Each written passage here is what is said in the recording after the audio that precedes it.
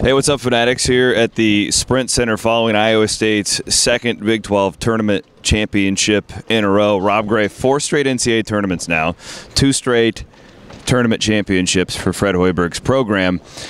You're the more seasoned reporter here. You were there back in the 90s. You've been through it all.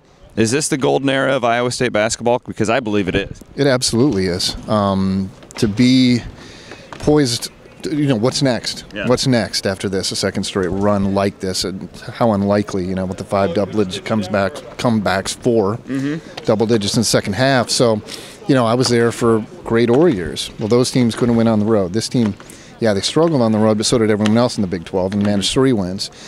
Sweet 16 last year.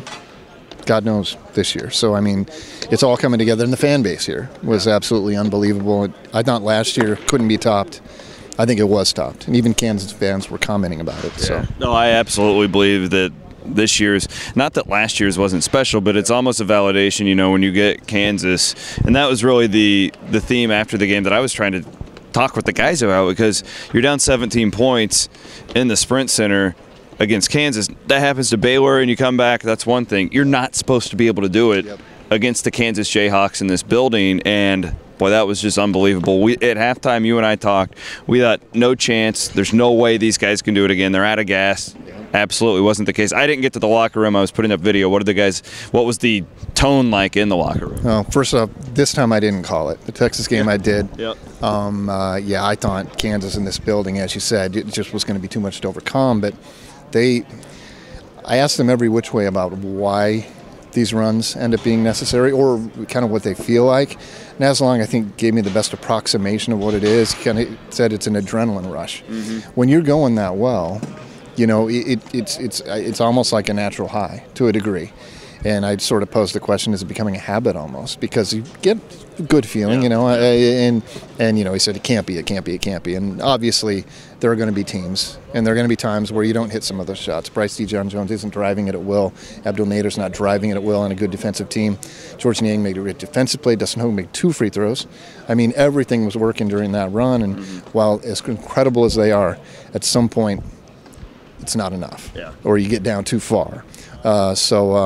Right now, it's unbelievable, as Fred Hoiberg would say. And that's exactly what I thought tonight would be. I thought 17 in this building against Kansas was going to be too much. So now we turn our attention to Selection Sunday.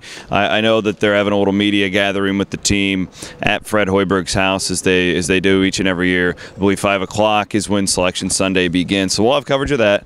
And, of course, I know Brent Bloom's going to do one of his annual scouting reports of Iowa State's NCAA tournament first opponent.